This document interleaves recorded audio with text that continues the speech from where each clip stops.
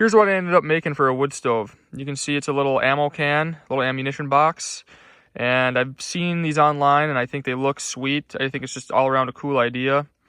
You can see everything's homemade here. The legs are EMT and I flattened one end and those make up the legs. And then, a little homemade door. I never got around to putting, like a little air control here, but pretty sweet little stove. Puts off quite a bit of heat. But as you can see, it's not installed in the cabin on wheels. And there's a reason for that. We had it in there for one night and decided it's way too high maintenance. You're going to be feeding this thing every hour, maybe hour and a half. And yeah, just way too high maintenance, we decided. It does heat the place, but you're not gonna get a good night's sleep. Like I said, you got to be pretty much tending to this thing all the time. But anyways, I thought it'd work a little better than it did. Nice thing is, didn't have to put a hole in the wall. We ran it through that window, and yeah. So anyways, we ended up. I'll use that in my tent, But we ended up going back and getting the guide gear wood stove from the cabin yesterday.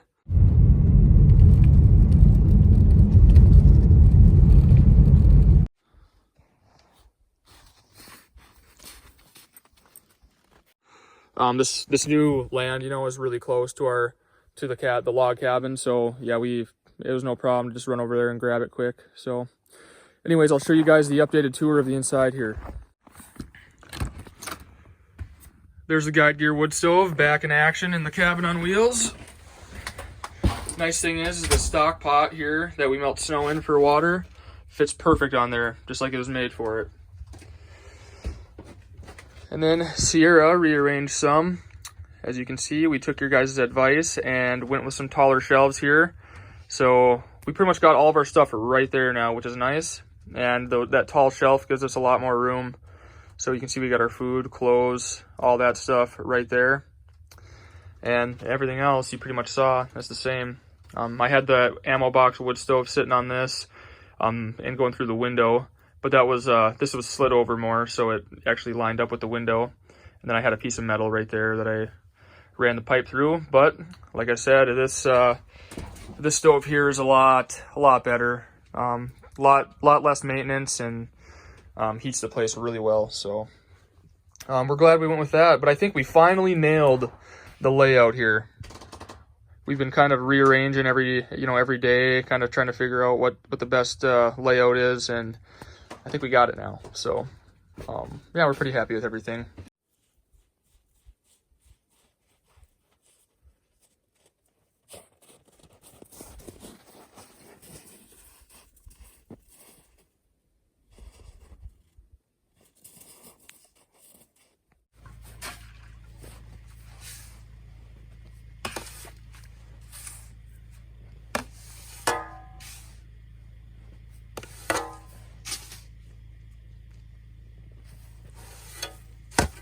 This snow is all pretty much what you call sugar snow. It's got the same consistency as sugar, and it doesn't make very good melting snow. You really got to pack it in hard to get a decent amount of water.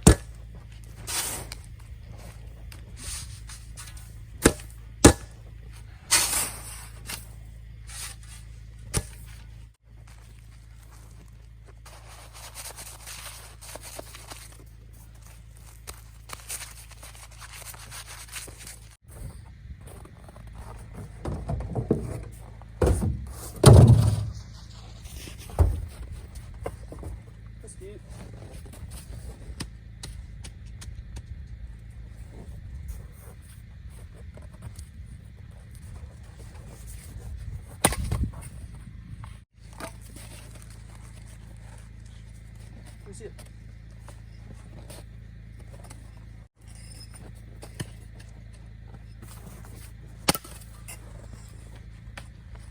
So we just got back from town and the stove is completely out right now. But I wanted to show you guys this little trick here.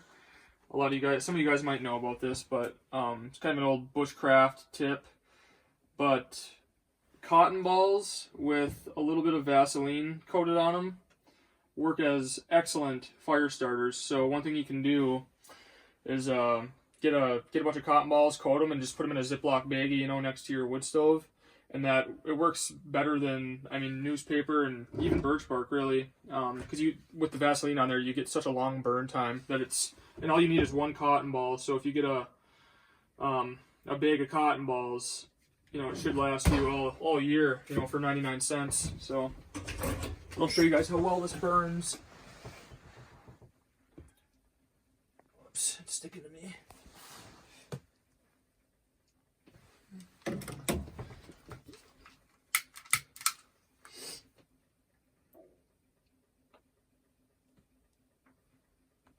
So that'll burn, I don't know how long they burn, probably 5 minutes, 10 minutes or so. And yeah, you can't really beat that. I mean, that works excellent as a fire starter. Anyways, just wanted to share this tip with you, you know, for those of you that burn wood or, you know, camping or whatever, you know, like I said, you see those fire starters that they have in the store, and they're like, you know, $3-4 for them. And like I said, some cotton balls and a little bit of Vaseline is about the best fire starter you can get. So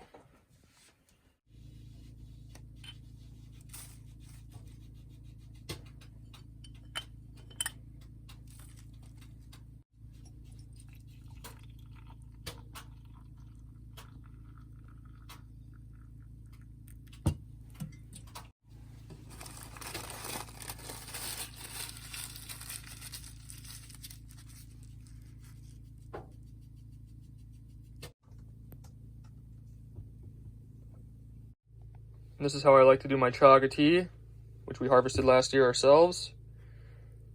Just put it in a coffee filter, cover it with my hat or something, an oven mitt, and let it steep for 15-20 minutes. And that's good stuff right there, and really healthy.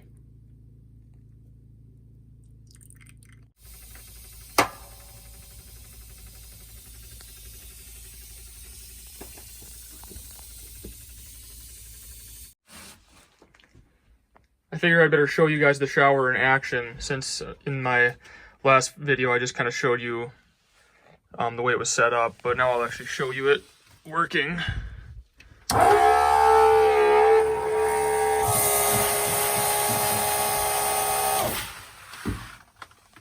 Pretty good water pressure. Sierra's going for it, everybody. First shower in the cabin on wheels. Can't wait.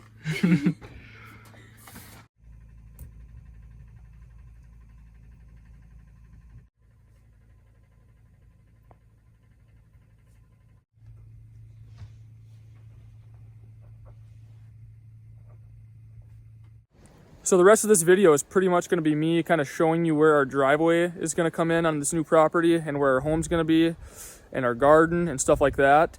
And the reason why I want to include this is because when it comes time to start building this homestead this spring, when the ground unthaws, I want to show everything in as much detail as I possibly can. You know, all things to consider when you're developing a property, or, you know, looking at building a homestead, or you know, a house, whatever, you know, cabin, whatever you're trying to do.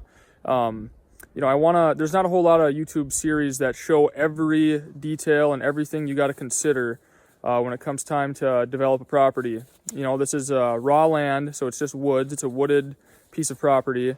And this is my third go at, you know, developing property, you know, building a home on it. So I'm by no means a master or even a professional, but I've done it. And so I kind of know, you know, things I would change, you know, mistakes I've made, mistakes to avoid.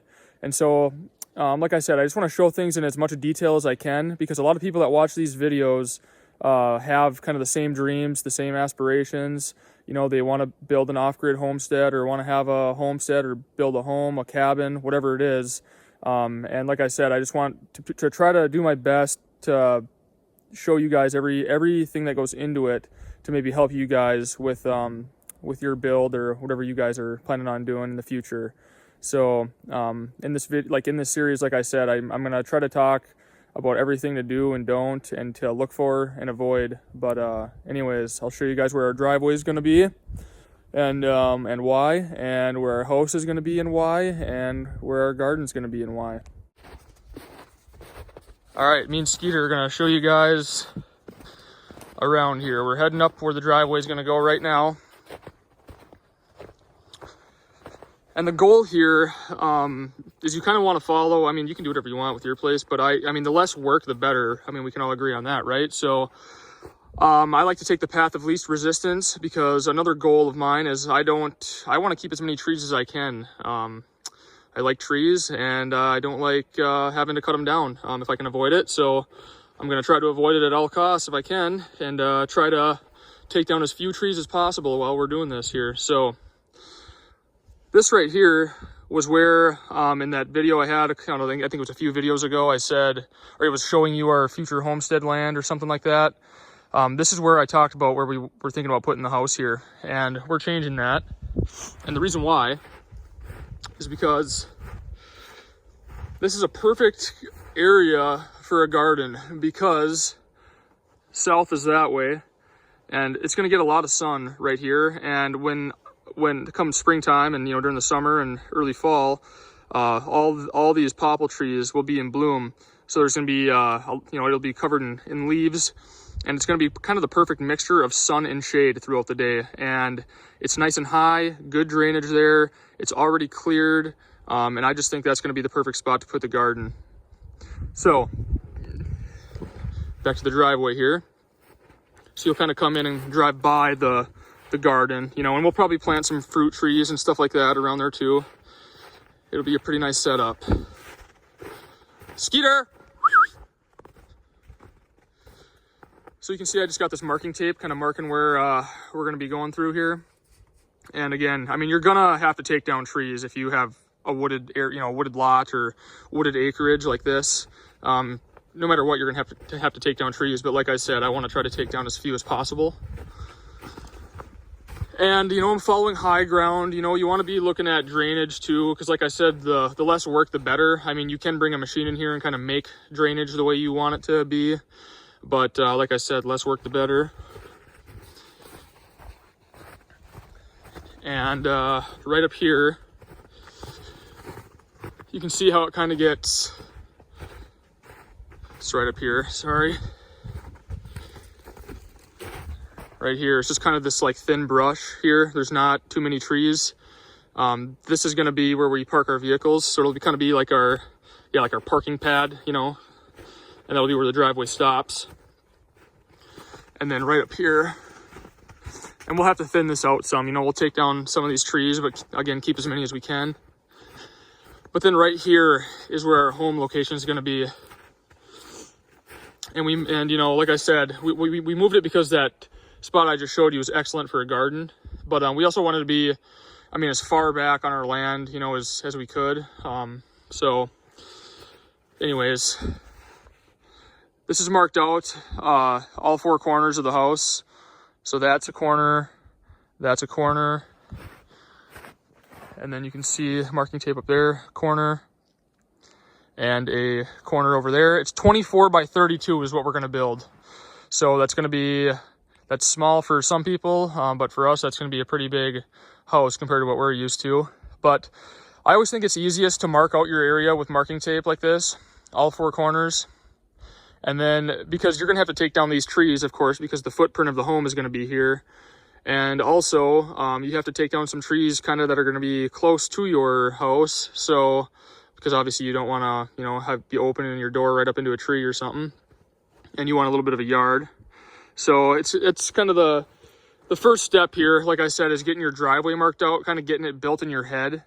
And yeah, and again, with drainage here, you can see this is high. Everything kind of flows away in every direction, so it's kind of a naturally good spot. There's some of these nice, you can see some pine right there, which we'll be able to see better when we clear them out, big pines.